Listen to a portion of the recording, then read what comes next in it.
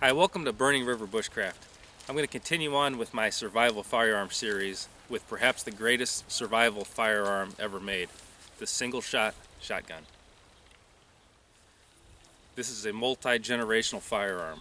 This is going to be what's passed down to your children and your grandchildren and cherished because it's going to have the wear marks in the stock from where you carried it.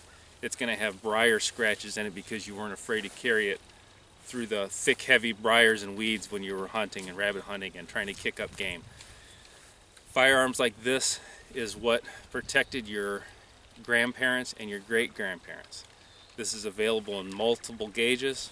It's also available in rifle formats and muzzleloader formats, so you can have one style of firearm that you're familiar with and it can carry you through all the seasons. I started with an H&R very similar to this in 410. It was my dad's. It was bought used for him. It's what I learned to shoot on. It's what my son has learned to shoot on. This style shotgun is a break action shotgun. There are multiple ways to release the barrel. This particular model, this is the Topper 48, has a side latch. Slide it to the right, drops the barrel down. The modern style has a push button. Doesn't matter. Exposed hammer is a common trait. They all should have an exposed hammer. Some are internal, that's fine too. The advantage to the exposed hammer like this, there is no safety on it. Hammer back, it's ready to fire. Hammer forward, it's a safe gun. So if you were to pick this gun up, if it wasn't yours, if somebody had handed this to you to accompany them on a hunting trip, I can instantly touch the gun in the dark and feel if my hammer's forward or back. The fact that it's a 12 gauge, single shot, I don't have to worry about any shell cycling. Back when this gun was originated, paper hulls were the shotgun shell of the day. Modern shotgun shells have a plastic hull, so it's kind of impervious to weather. Most of them are sealed watertight too. Older style paper hulls would swell. So trying to feed them through a pump action or semi-automatic shotgun, as long as your hulls were in good shape, you were fine. But if they were something that sat out in the weather, something that you were to drop as you were hunting, put it back in your pocket, forget about it till next time, they would be tight. You could still slide it in. As long as you could slide it into the chamber, you're good to go with this. Most of them have an automatic ejector, so it's going to eject your shell. This gun here is pretty worn, so in this case, some of the older guns, you might not have enough spring left on your ejector, so the shell itself is just going to pop up a little bit and then you can manually extract it. Doesn't matter. This gun gets it done. Like I mentioned before, my son started shooting on a 410. He's got a 20 gauge waiting for him. I've cut the stock down approximately between a full length stock and the abbreviated 410 stock, so it's waiting for him to grow into it. This is a great learning gun, a great first gun, and you'll never outgrow it. Now there's a lot of variations over the years. Like I mentioned before, this has a sliding latch on top. This particular style is my personal favorite for a pack gun. So if I was going to throw this into the realm of some of the other takedown rifles and combo guns that I've reviewed earlier, this has an advantage over the modern version of the H&R single shot. The modern ones are made by New England Arms.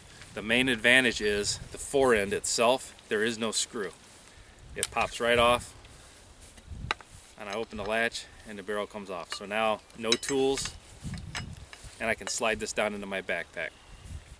Reassembly, piece of cake.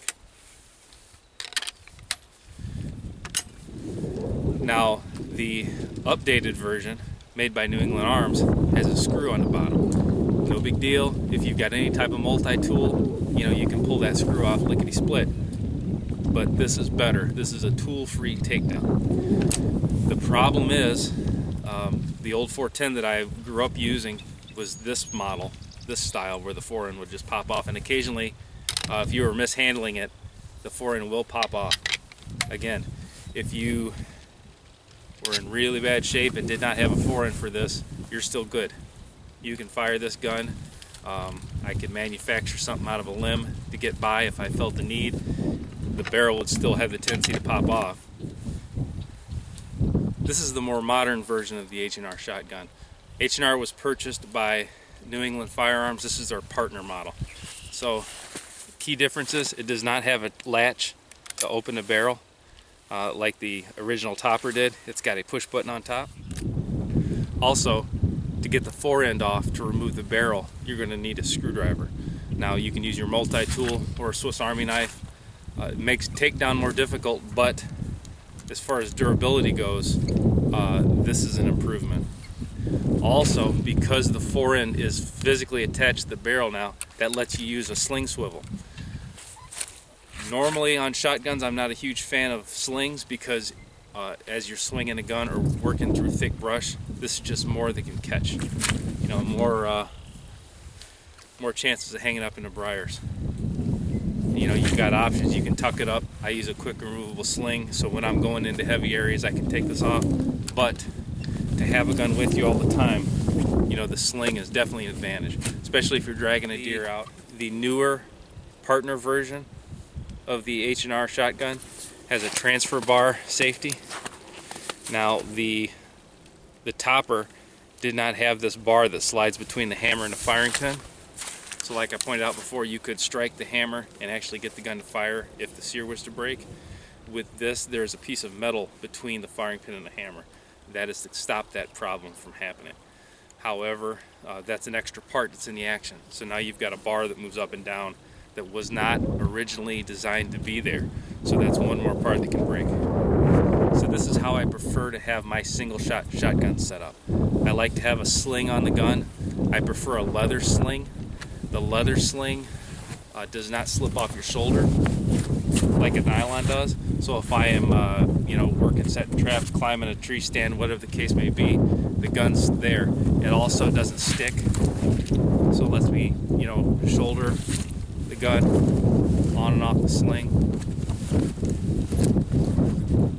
A lot of those new nylon straps, they'll have some type of neoprene or something to keep it from sliding off your shoulder.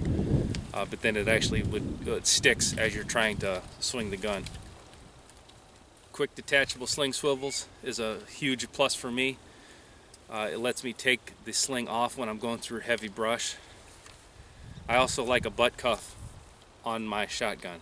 So whenever I'm holding this gun, pick it up and go out the door with it, I've got 5 extra rounds on tap. Usually I carry 1 birdshot, 2 number 6s, and 2 heavy steel loads for geese. So again, the firing sequence: open the gun, insert the shell, cock the hammer,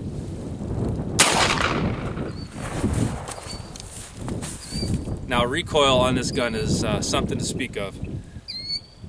They come from the factory with a hard plastic recoil pad. It hurts. This is probably about a 6.5 pound shotgun that's extremely light. It's very nice to carry. Shooting, it's another story. I prefer to put a rubber recoil pad on my shotgun for just such a reason. It makes it more enjoyable.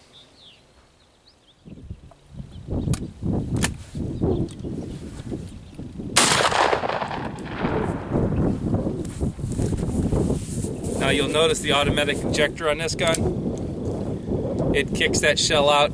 It's free to load, so you can free to load the next round. It also is free to kick the loaded round out into the snow. So you guys that shoot these a lot, you get in the habit of kind of holding your hand over the action anytime you open it. If you don't, you're dumping shells in the snow. If you're interested in the single shot shotgun as a self-reliance tool, you have to check out Dave Canterbury's 21st Century Long Hunter series on YouTube. It's absolutely outstanding. He went over this gun, all the different features, all the loads that are available with it, reloading black powder, reloading shotgun holes in the field. It's a great series. I've purchased most of the adapters, the black powder adapters, and I've got a similar shot pouch set up, and I'll go over that in another video. Every person interested in outdoor living skills needs to have a single shot 12 gauge shotgun. No collection is complete without one. This is Jamie Boggs with Burning River Bushcraft. See you next time.